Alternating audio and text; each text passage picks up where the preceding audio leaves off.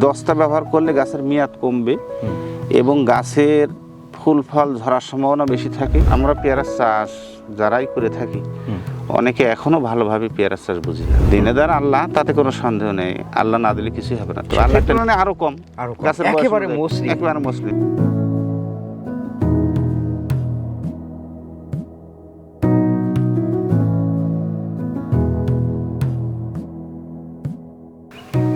আল্লাহ পাক বলেছেন, তোমরা আমার কোন কোন নিয়ামতকে অস্বীকার করবে। আল্লাহ পাক যদি চান তাহলে বান্দাকে এত পরিমাণ দিতে পারেন, তার নিয়ামত এত পরিমাণ দিতে পারেন যে বান্দা তার সারা জীবনে শুকরিয়া আদায় করে শেষ করতে পারবে না। আলহামদুলিল্লাহ, আলহামদুলিল্লাহ।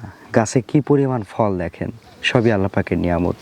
দর্শক, এই পেয়ারার ফলন এবং গাছের যে কন্ডিশন, এটা দেখে মনে হচ্ছে না যে আমরা কত চাইতে পারি আল্লাহর কাছে এবং আল্লাহ তার কত গুণ বাড়িয়ে দিতে পারেন। আমরা এই মুহূর্তে বসে রয়েছি ঝিনাইদহ জেলার কালীগঞ্জ উপজেলার ত্রিলোচনপুর গ্রামে। কবির সোভান নামে একজন আঙ্কেল রয়েছেন, উদ্যোক্তা। আমরা গত একটি পর্ব দেখেছিলাম এই শীতকালে তার প্রত্যেকটা গাছে কি পরিমাণ ফলন ছিল।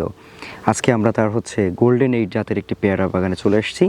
গোল্ডেন এইট জাতের পেয়ারা হলেও দেখে কিন্তু অনেকে সাদা ফাইভ মনে করতে পারেন, কারণ এত মসৃণ ত্বক এবং এত সুন্দর কালার গোল্ডেন এইটে সাধারণত দেখা যায় না।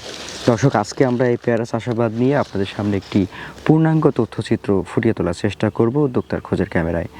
আশা করছি পুরো অনুষ্ঠান জুড়ে সঙ্গে থাকবেন এবং উপভোগ করবেন আজকের দারুণ তথ্যচিত্র।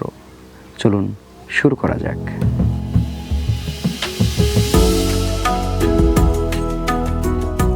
আসসালামু আলাইকুম। ওয়ালাইকুম আসসালাম রাহমাতুল্লাহ। আঙ্কেল কেমন আছেন? ইনশাআল্লাহ আল্লাহ ভালো রেখেছে। তুমি কেমন আছো? আলহামদুলিল্লাহ আঙ্কেল, আপনার বাগানে এসে আপনার ফল দেখে তো আরো ভালো লাগছে। এই কি জাতের পেয়ারা আপনার? এটা হচ্ছে গোল্ডেন এইট। এই ডালটা ভেঙে গেছে ফলের ভারে? ফলের ভারে ভেঙে গেছে। ফলের ভারে এই ডালটা যদি ওরে, আমি তো ভাবছি খুব হালকা। হ্যাঁ হ্যাঁ, অনেক ওয়েট, অনেক ওয়েট। দর্শক, এটা যদি মিটার থাকতো, এই যে ছুড়ে গেছে, এটা দেখাই কি পরিমাণ ফল। ফলের ভারে এটা কিন্তু ডালটাই ভেঙে গেছে। আচ্ছা, এই যে আমাদের হাতে রয়েছে, এটা হচ্ছে গোল্ডেন এইট। Golden eight. আচ্ছা, গোল্ডেন এইট আঙ্কেল কিন্তু দেখতে তো অনেকটা সাদা ফাইভের মতো লাগছে। হ্যাঁ, এই সাদা ফাইভের একই কোয়ালিটি প্রায়। তবে সাদা ফাইভটা সাইজ একটু বড় হয় বা এরামই হয় বলা যায়। আচ্ছা আঙ্কেল, আপনার পেয়ারা চাষ তো অনেক বছর যাবত? হ্যাঁ, আমি দীর্ঘদিন করে আসছেন। এখন সাধারণত আমরা যখন দেখি যে নতুন বছরে একটা পেয়ারা বাগান করা হয়, হ্যাঁ, পেয়ারাটা খাস কাটা হয়ে যায়, খুব বেশি মসৃণ হয় না। একটু গাছের বয়স হলে তারপরে দেখি যে আস্তে আস্তে করে মসৃণ হয়। হ্যাঁ, কিন্তু আপনার প্রথম বছরেই এরকম মসৃণ, এর পিছনে কি কৌশল থাকলো? আসলে আমরা পেয়ারা চাষ যারাই করে থাকি অনেকে এখনো ভালোভাবে পেয়ারা চাষ বুঝি না। দিনে দ্বারা আল্লাহ, তাতে কোনো সন্দেহ নেই, আল্লাহ না দিলে কিছুই হবে না। তো আল্লাহ একটা নিয়ম সৃষ্টি করে দিয়েছে, সেই সৃষ্টি অনুযায়ী চলতে হবে। পেয়ারাতে বিশেষ করে আমরা কিন্তু গাছ তৈরির সময় ভিটামিন প্রয়োগ করি। গাছ তৈরি হয়ে গেলে ফল রাখা শুরু করলে আর ভিটামিন প্রয়োগ করি না। যদি ছোট ফলে যদি ভিটামিন প্রয়োগ করা হয় তাহলে কিন্তু ফলে বিট হওয়ার একটু সম্ভাবনা আছে। গেল আবার যদি নিচে সারের ক্ষেত্রে যদি আমরা দস্তা বা অতিরিক্ত শক্তিশালী সার প্রয়োগ করি, সেক্ষেত্রেও কিন্তু একটু বিট হওয়ার সম্ভাবনা আছে। আর বিশেষ করে গোল্ডেন এইটে তো বিট আসলে আগাগোড়াই কমই হয়। সেই তুলনায় আরো কম। একেবারে মসৃণ। এই কারণেই আমার প্রশ্নটা। আবার কোনো সময় গাছে যখন পেয়ারা কম হয়, কম হলেও কিন্তু একটু বিট হয়। হ্যাঁ, বেশি হলে বিট কিন্তু কম হয়। আচ্ছা, এই যে গাছটা, এই গাছের বয়স কত চলছে? এই গাছের বয়স এই 1.5 বছর হবে হয়তো। 1.5 বছর। তার মানে আমরা যে বাগানটাতে রয়েছে এটা 1.5 বছরের বাগান। 1.5 বছরের বাগান হিসেবে এক একটা গাছে যে পরিমাণ ফল, আজকে হচ্ছে 27 ডিসেম্বর।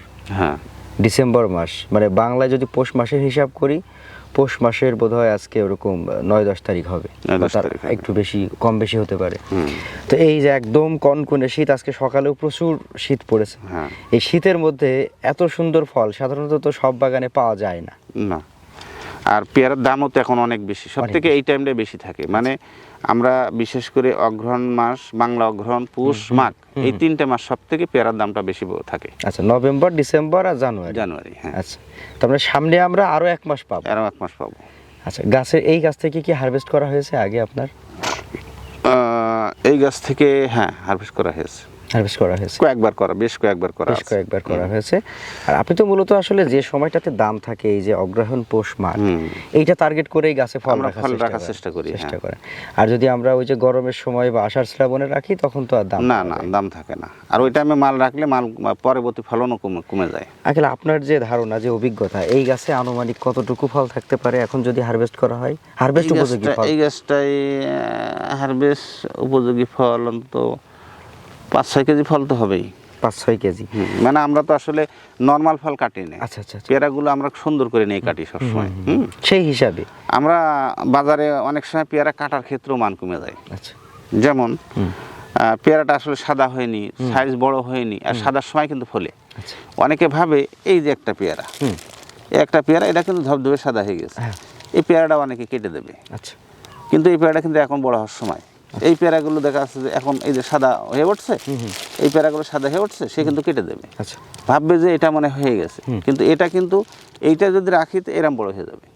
তার মানে এটা কিন্তু সাদা হওয়ার এখন সময় হয়ে উঠেছে। তার মানে যখনই সাদা হয়ে উঠবে তখন ফুলবে, বড় হবে, হ্যাঁ তখন ভেঙে ফেলা যাবে। অনেকে জানে, অনেকে ধৈর্য ধরে না, কেটে বাজারে বিক্রি করে দেয়, বাজার ভালো আছে বিক্রি করে দিচ্ছি এইভাবে। কিন্তু আমরা বিশেষ করে আসলে চাষ কিন্তু ধৈর্য ছাড়া হয় না।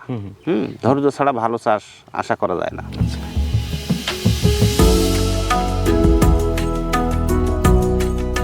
তো আঙ্কেল, মোটামুটি আপনার মতো যারা পেয়ারা চাষ করতে চাইবে এই ভিডিওটা দেখার পরে, অনেকের মনে হবে যে আমি পেয়ারা চাষ করি, তারা সাধারণত হচ্ছে পেয়ারা চাষটা শুরু করবে কিভাবে? একটা চারা নিয়ে যে সেই চারাটা রোপণ করা এবং কি ধরনের মাটিতে রোপণ করবে সেটা যদি একটু বলতেন। বিশেষ করে পেয়ারা কিন্তু আমরা মাটি বিখ্যাত বলি এঁটেল মাটি, তবে উঁচু মাটি হতে হবে। যদি 1-8 সপ্তাহ বা 1-10 দিন পানি জমে থাকে তাতে কিছু হয়, তেমন কিছু সমস্যা হয় না। আচ্ছা। আর দ্বিতীয় ধরি আমরা দোআঁশ মাটি, আর তৃতীয় ধরি বেলে মাটি, চতুর্থ হচ্ছে পান্তা মাটি, যে জমিতে সহজে শুকায় না, উপরে যতই শুকনো দেখা যাক তলে সবসময় পানি রস টলমল করে। আচ্ছা। এই জমিগুলোই পেয়ারা কমা হয়।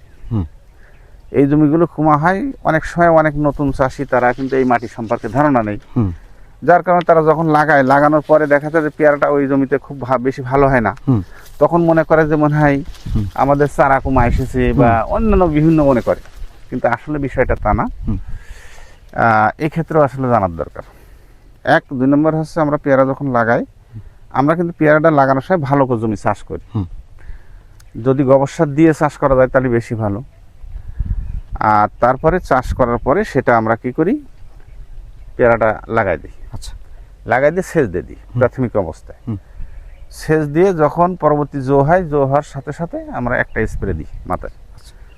তারপরে যে আবার নতুন করে পরবর্তী সেচ দেওয়া যখন দিই, তখন ওই সেচে যে আমরা সার দিই। যেমন আমরা সার 100 গ্রাম ডিএপি দিলাম, 10 গ্রাম থিওবিট দিলাম, সেচ দিলাম, দিয়ে দিলাম।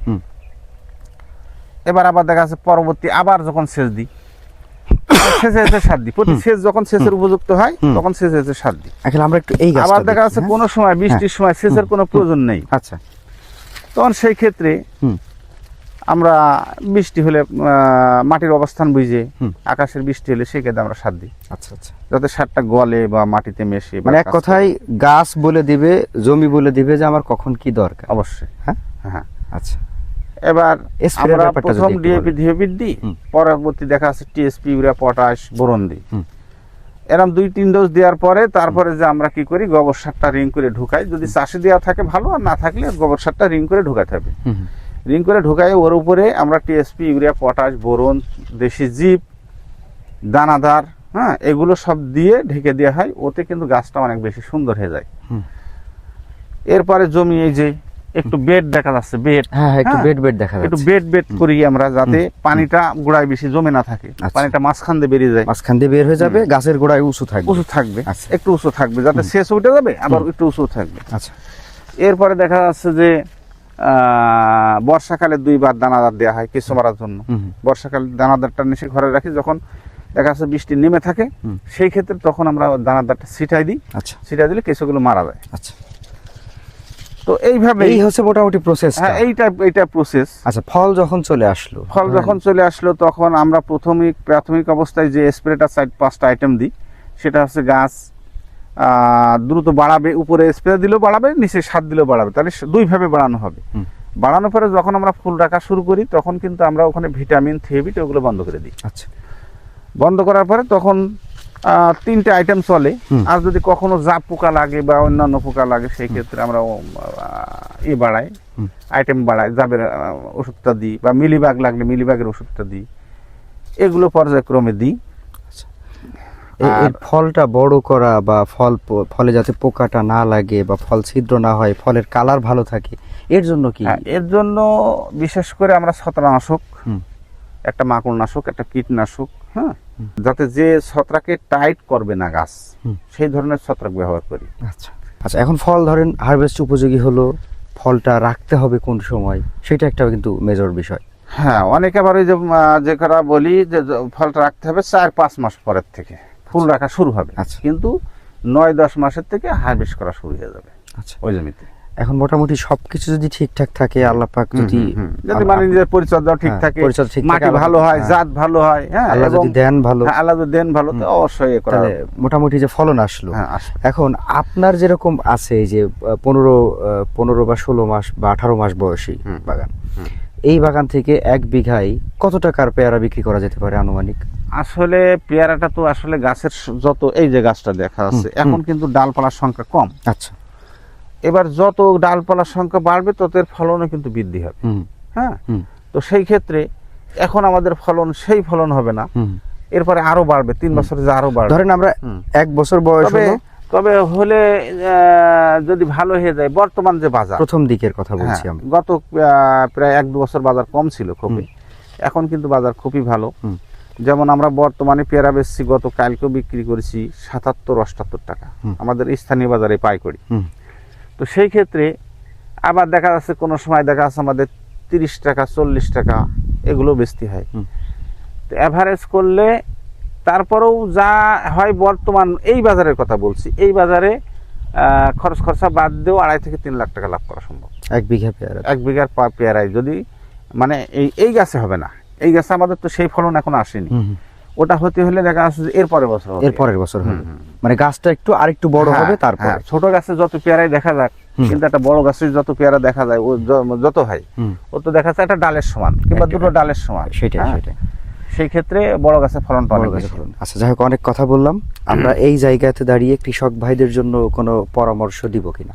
হ্যাঁ, কৃষক ভাইদের বলতে আমি একটা পরামর্শ দিতে পারি যে অনেকে আসলে অনেকভাবে ভালো জমি আছে কিন্তু চাষ করতে ভয় পায়, আবার ভাবে যে হয়তো সেরাম আমি মানুষের সাথে সেরাম আমার করবে কিনা, আমার সহযোগিতা করবে কিনা, এটা হচ্ছে বড় বিষয়। আমি এতটুকু বলতে পারি যে আমার ক্ষেত্রে আমি নিজে বললেও ঠিক হবে না, তারপরও আমি বলছি, এমনও অনেক ব্যাচেলার যারা আছে, যারা লেখাপড়া শিখে আমার কাছে এসেছে যে চাচা আমরা চাকরি করব না, আমাদের একটা ব্যবস্থা করে দিন, A to Z আমাদের কিন্তু আমার ব্যবস্থা করে দিতে হবে।